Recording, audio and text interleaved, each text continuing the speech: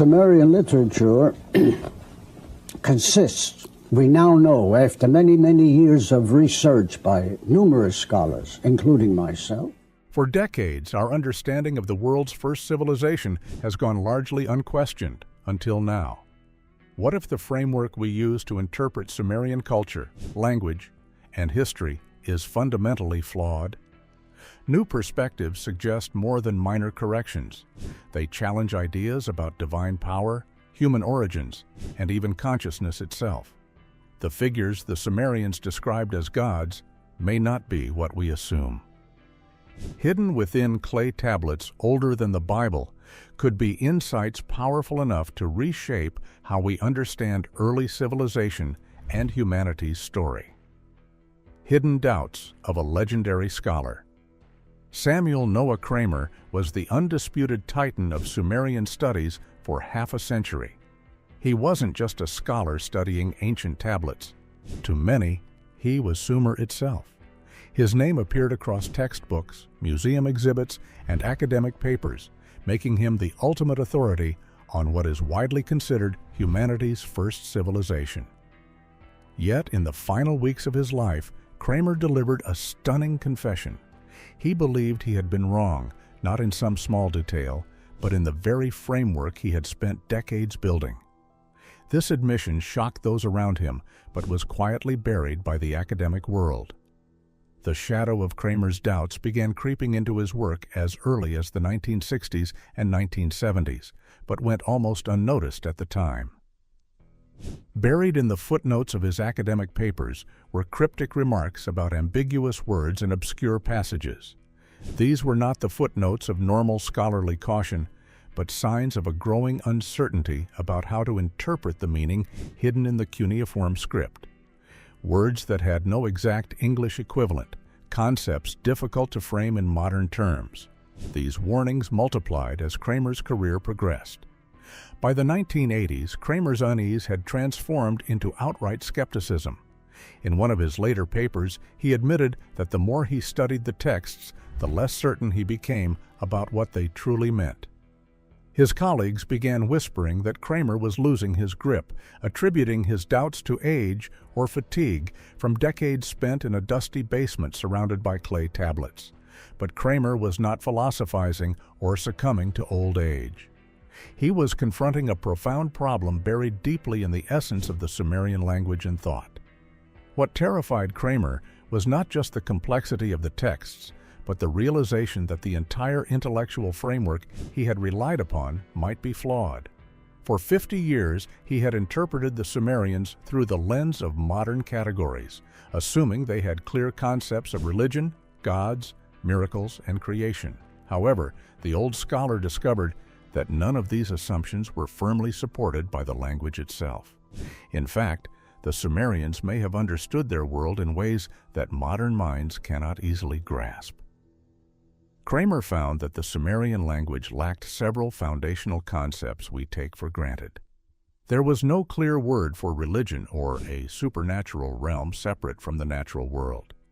No real distinction existed between sacred and secular, material and spiritual. The absence of such categories shook the foundation of how we interpret their culture. If these crucial distinctions were missing, then the way we read their texts and what we think they believed could be completely wrong. Even the word we translate as God did not align with our understanding of a deity or divine person. Instead, it might have meant something closer to a powerful force or cosmic principle. There was no concrete evidence that these entities were worshipped like gods in later ancient civilizations, or even viewed as beings with personalities as we imagine today. Kramer's discovery hinted that Sumerian cosmology was not about anthropomorphic gods, but something entirely different, perhaps modes of awareness or states of consciousness. Despite his colleagues' dismissive attitudes, Kramer could not ignore these signs. He spent his remaining days plagued by the growing sense that decades of scholarship were built on unstable ground.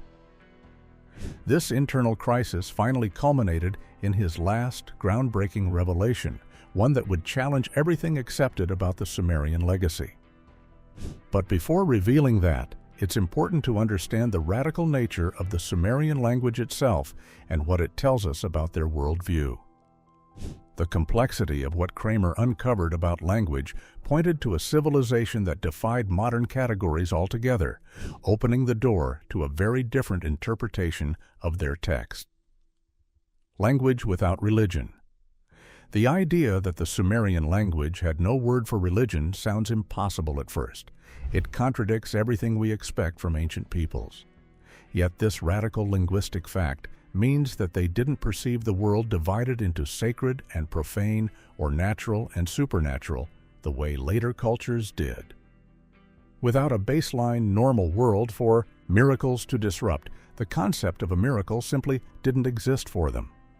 This absence challenges how centuries of historians, theologians, and archaeologists have read the tablets. In most cultures, gods are distinct personalities commanding worship, operating beyond nature's laws. But in Sumerian thought, the term often translated as God more closely meant great power or cosmic principle. These weren't gods with human-like stories or emotions, but rather forces or states of reality folding into one another. To the Sumerian mind, spiritual and material realms were not separate, but interwoven aspects of existence itself. This lack of separation between spirit and matter suggests that their entire worldview was holistic. Their texts do not narrate divine beings acting apart from the world, but describe complex interactions within a continuous cosmic reality. That means interpretations assuming mythological gods, granting favors or miracles, curving the laws of nature, impose a foreign mindset on the culture. Sumerians were not primitive polytheists. They were thinkers occupying a very different conceptual space. Kramer's realization unsettled decades of translations where scholars assumed narrative frameworks familiar to modern readers. Words for creation or world were used in English because no better equivalents existed, but Kramer later doubted the Sumerians held those concepts as we do. Their descriptions might have pointed to something utterly alien, perhaps processes of consciousness or awareness unfolding rather than physical events happening in time and space. By viewing Sumerian texts through modern religious or mythical filters, scholars have missed this fundamental difference. The language itself resists neat translation into familiar categories. Instead, it demands seeing these ancient records as reflections of unique modes of thought, ones without strict divisions between sacred and mundane. This linguistic insight prepares us for a deeper upheaval in how we understand Sumerian knowledge. The clues buried in the language open the possibility that the so-called gods could be symbolic of states of existence or mind rather than literal beings. That glimpse alters everything we think about what the Sumerians believed and how civilization evolved, the tablet that changed everything. Among the thousands of clay tablets decoded by Kramer, one stands out as a turning point, a text he had translated decades earlier that would haunt him until his final days. Found in the ancient city of Nippur and dating to around 2100 BCE, this tablet had traditionally been read as a simple dialogue between a god and a human. The god appeared to grant civilization as a gift to humanity, neatly fitting the established narrative that gods bestowed progress upon primitive men. Kramer's original 1949 translation described how divine beings handed down civilization's knowledge, reinforcing the dominant worldview shared by every ancient culture's interpretation. It was a comfortable story consistent with his lifetime of work. That tablet, like many others, seemed to confirm that the Sumerians believed in gods acting as external benefactors, an understandable idea that could be taught in classrooms and museums worldwide. But after 40 years, that simple explanation no longer sat right with Kramer. Something about the tablet gnawed at him, an unease he couldn't dismiss. In 1988, at the age of 91, Kramer returned to this tablet for a final, painstaking examination. For hours, he stared at it, turning it over in his hands, trying to forget his old assumptions and see the text in its raw, original form. Then came a revelation. The word he had translated as gift could also mean awakening or remembering. The word for human might actually mean sleeping one or unaware one. And the word taken as God could be understood as fully conscious one or aware power. Suddenly, the tablet was not about God's giving civilization to less developed humans, but about humans awakening to the potential they already possessed. This reinterpretation was revolutionary. It suggested that what we call gods might have been metaphors for different states of consciousness, modes of awareness that modern civilization no longer experiences or comprehends. Civilization was not a divine gift, but the emergence of human awareness itself and awakening to capabilities lying dormant within. Kramer shared these findings with peers, but the reaction was shock and disbelief. Leading scholars feared this new meaning would invalidate decades of scholarship and challenge deeply entrenched academic careers. Many thought Kramer had lost his mind, unable to accept the profound implications of his own work. Yet Kramer could not turn away from what he saw, a radical truth obscured by decades of interpretation errors. This tablet marked the moment when everything changed, not just for Kramer, but potentially for how we understand human history and consciousness. It exposed how deeply modern frameworks have misread ancient voices, missing a fundamental truth hidden in plain sight. The faint light of this revelation calls us to look beyond traditional history and reconsider the true nature of human awakening and the origins of civilization. The radical linguistic shift in Sumerian thought demanded a new lens, one that sees not gods in the heavens, but transformations within human consciousness itself. Consciousness, not mythology. What Kramer came to realize was nothing short of a seismic shift in how we interpret ancient texts. Instead of gods as supernatural beings controlling the world from above, the Sumerian gods might represent different states or levels of consciousness. These were modes of awareness, distinct ways of experiencing reality that the Sumerians tried to capture with the language available to them. This rewrites the entire narrative, moving the focus from external divine interventions to internal transformations. This reinterpretation challenges the assumption that myths were straightforward accounts of divine actions. Instead, the stories might be symbolic descriptions of human cognitive development, moments when awareness expanded and new mental capacities awakened. What we've considered illusions or legends could be encoded knowledge about shifting states of mind, now largely inaccessible to us. The tablets could be roadmaps to consciousness, not just records of historical events or religious dogma. Kramer pointed out that even their mathematics and astronomy hint at this deeper perception. The choice of base 60 in their counting system wasn't arbitrary. It reflects a unique way of understanding quantity that differs from our base 10. Their star charts captured planetary cycles with a precision Europe only rediscovered millennia later. These achievements weren't just technical feats, but indicators of a consciousness deeply attuned to natural rhythms and cosmic patterns. Similarly, their technological advances, irrigation, city planning, metallurgy, appear around 4,500 BCE suddenly and with little obvious precedent. The tablets credit gods with granting these technologies, which could be a metaphor for sudden leaps in collective awareness that made complex knowledge immediately comprehensible. Instead of gods giving gifts, it may be moments when humans collectively awakened to new insights that reshaped their civilization. This idea suggests that the Sumerians weren't primitive or naive, but operated within a form of consciousness that has since changed or receded. They experienced reality and knowledge differently, in ways modern minds struggle to comprehend. Kramer's theory implies that those ancient states of awareness might have been lost or suppressed over time, replaced by a more limited or conventional worldview. The concept of consciousness as the core of their texts moves us away from seeing Sumerian civilization as simply a historical curiosity. It urges us to see it as a mirror, reflecting alternative ways humans have understood themselves and the cosmos. The gods become symbols of awakening, and civilization becomes the story of consciousness unfolding rather than a gift from above. If the Sumerians' world was less about gods walking among people and more about evolving awareness, it forces a reconsideration of not just ancient history, but the very roots of what it means to be human.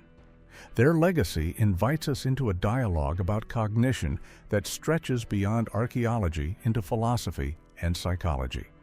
Understanding this unlocks a tragic side to their history, a story not just of political or cultural decline, but of a profound shift in the human spirit itself.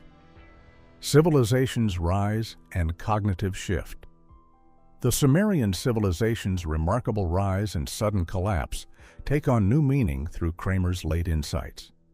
Traditionally, historians have treated the fall of Sumer around 2000 BCE as a straightforward political event.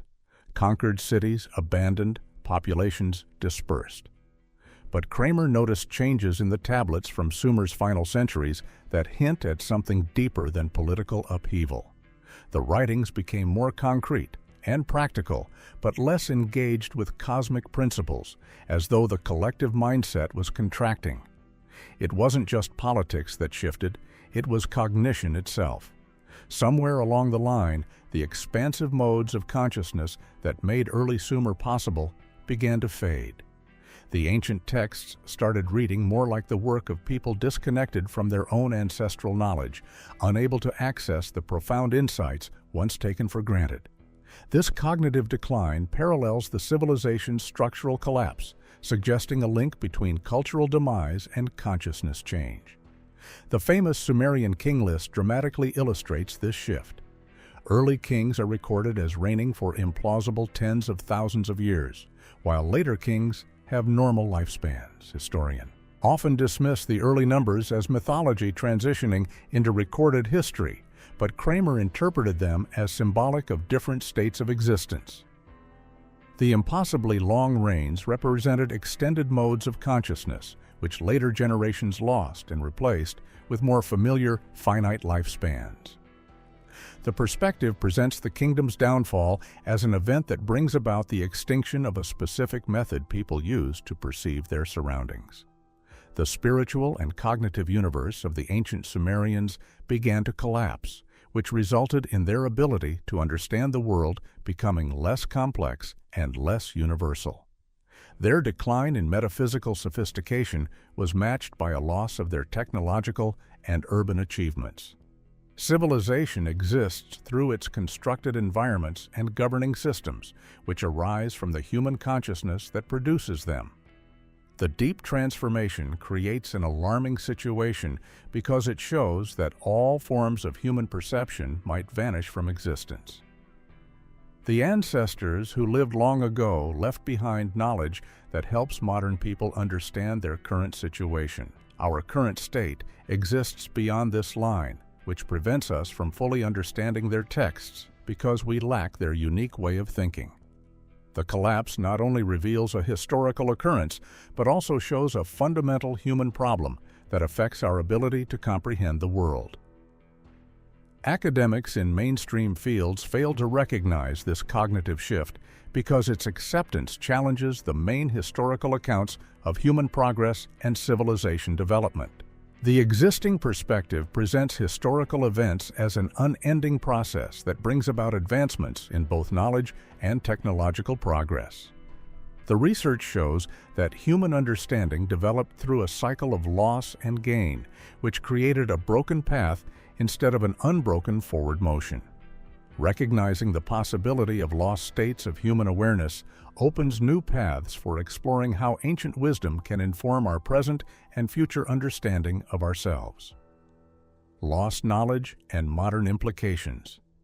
Samuel Noah Kramer's late reflections did not disappear with him. A small but growing group of researchers in consciousness studies and cognitive anthropology continues exploring the possibility that ancient civilizations like Sumer may have understood reality in ways fundamentally different from modern thought.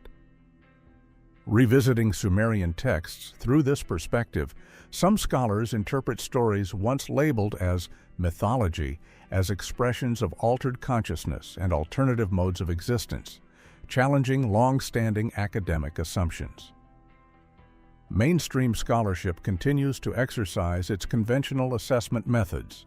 Existing research, educational systems, and historical frameworks depend on established methods for translating Sumerian language and cultural material. The acceptance of Kramer's final doubts about his work would create problems for established historical timelines, which trace human development and human progress, which modern society considers as progress, rational thought, and technological superiority.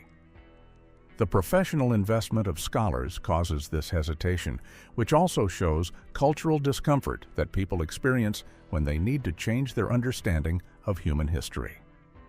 Sumerian people possessed cognitive and spiritual beliefs that modern society lacks.